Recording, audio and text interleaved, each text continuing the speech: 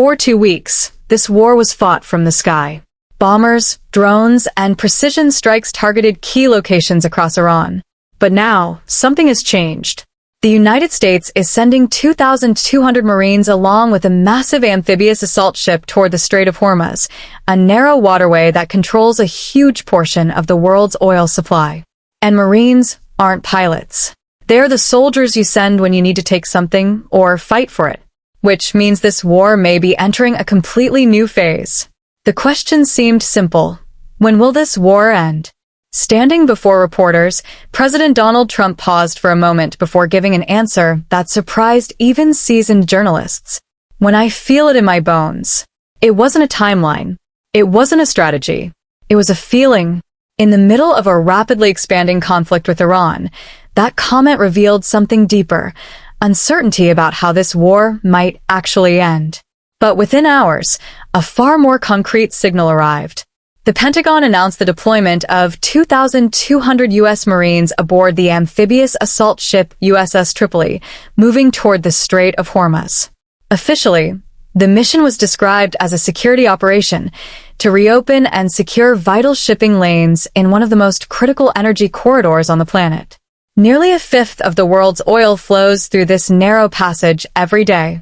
But sending Marines is never a routine decision. Marine expeditionary units are built for rapid assault, crisis response, and amphibious warfare. Their presence signals readiness for missions that go far beyond patrols or airstrikes. For weeks, this war had been fought mostly in the air, missiles, drones, and long-range strikes. Now, with thousands of Marines near the strait, the situation looks very different. The conflict may be entering an entirely new phase. In the early weeks, American and Israeli forces carried out relentless air campaigns against Iranian military infrastructure, using fighter jets, long-range bombers, and advanced strike systems. But what happens next could change everything. Drones moved constantly across the region, targeting missile launch sites, radar installations, and command facilities. According to military briefings, more than 15,000 Iranian targets had been struck since the opening days of the war. This strategy had a clear advantage. Air power allowed the coalition to attack from a distance while limiting direct exposure to ground combat. Pilots could launch precision strikes and return to base within hours. Drones could remain over targets for extended periods, gathering intelligence before striking. For a time, it seemed this model of remote warfare might define the entire conflict.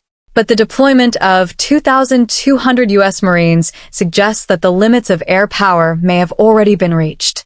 Unlike fighter jets or drones, Marines are not built for distant strikes.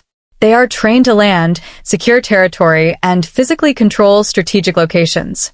Amphibious units, like the one aboard the USS Tripoli, specialize in operating near coastlines and critical maritime choke points, and few choke points are more sensitive than the Strait of Hormuz.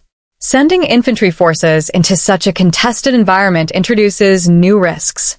Because once troops are on the ground, the war is no longer being fought from a safe distance. It becomes immediate and far harder to control.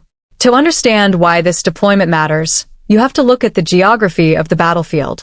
The Strait of Hormuz is one of the narrowest and most strategically important waterways in the world. At its tightest point, it is only about 33 kilometers wide. Within this narrow corridor, massive oil tankers, cargo vessels, and naval ships pass through carefully defined shipping lanes every single day. And the stakes are enormous. Roughly one-fifth of the world's oil supply moves through this single stretch of water. Energy shipments from Saudi Arabia, Iraq, Kuwait, and the United Arab Emirates all pass through here before reaching global markets. Any disruption in this corridor is felt almost instantly in energy prices, shipping costs, and financial markets worldwide. But this geography also creates a major strategic vulnerability. Along the northern side of the strait lies Iran's long coastline, stretching hundreds of kilometers across the Persian Gulf. Over the years, Iran has built an extensive network of coastal missile batteries, naval bases, and surveillance systems designed specifically to monitor and potentially threaten shipping traffic in the region. From this position, missiles, naval mines, and fast attack boats could challenge even the most powerful naval forces. which is why the Strait of Hormuz is more than just a shipping lane. It is a pressure point in the global economy, where control over just a few kilometers of water can influence energy markets across the entire world. For decades, Iran has been preparing for exactly this kind of confrontation. Instead of trying to match the United States ship for ship or aircraft for aircraft, Iranian military planners focused on a different strategy: coastal denial. Along its long shoreline facing the Persian Gulf and the Strait of Hormuz, Iran has built a dense network of anti-ship missile systems designed to threaten any vessel moving through this narrow corridor. These weapons can target oil tankers, cargo ships, and even heavily armed naval vessels. But the true strength of this system lies in how it is deployed. Many launchers are mobile, mounted on trucks that can quickly move between hidden firing positions. Others are concealed in underground bunkers and hardened tunnels carved into mountains and along the coastline. Crews are trained to disperse, relocate, and strike from multiple locations, making it extremely difficult to predict where the next attack might come from. This creates a serious challenge for air campaigns. Even sustained bombing operations may destroy some missile sites, but eliminating every launcher is nearly impossible. As soon as one position is targeted, another can emerge somewhere else along the coast. Iranian officials have repeatedly claimed that their coastal missile forces remain operational and ready, even after multiple waves of airstrikes.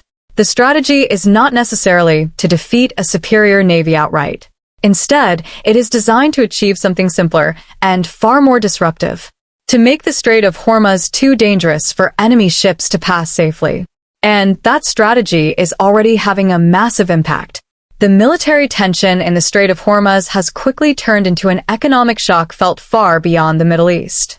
Shipping traffic through the narrow waterway has reportedly collapsed by nearly 94%, as companies struggle to assess the risks of entering an increasingly volatile corridor. For many shipping operators, the calculation has become simple: the danger is too high. As a result, thousands of vessels are now sitting idle outside the strait, anchored in nearby waters as crews and companies wait for any sign that the route might become safe again. But the disruption goes beyond missiles and naval threats.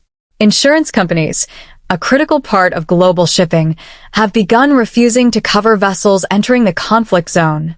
Without war risk insurance, even the largest tanker operators cannot legally move cargo through the region. The consequences are immediate. Energy markets across the world are already reacting to the uncertainty. Oil prices have surged and fluctuated sharply as traders try to calculate how long this disruption might last and whether global supply chains can absorb the shock. In response, several governments have started releasing oil from their strategic petroleum reserves, attempting to stabilize prices and reassure markets. But these reserves were never meant to solve a long-term shutdown of the world's most critical energy corridor. They are only temporary solutions. And as the strait remains unstable, a deeper question begins to emerge. How long can the global energy system continue to function if this vital passage stays closed? Now, thousands of U.S. Marines are moving toward one of the most dangerous waterways on Earth. Aboard the USS Tripoli, a Marine Expeditionary Unit sails steadily toward the Strait of Hormuz, a narrow corridor where global energy markets, naval power, and regional rivalries collide. At the same time, the air war continues. American and Israeli aircraft are still striking Iranian military targets, attempting to weaken missile infrastructure and suppress coastal defenses. The skies remain crowded with fighter jets, surveillance aircraft, and refueling tankers supporting the expanding campaign. But the arrival of Marines introduces a new and unpredictable variable. Infantry forces operating near such a contested maritime choke point face risks that airstrikes alone do not. Ships, landing craft, and ground units become far more exposed to missiles, naval mines, and small boat attacks along Iran's heavily fortified coastline.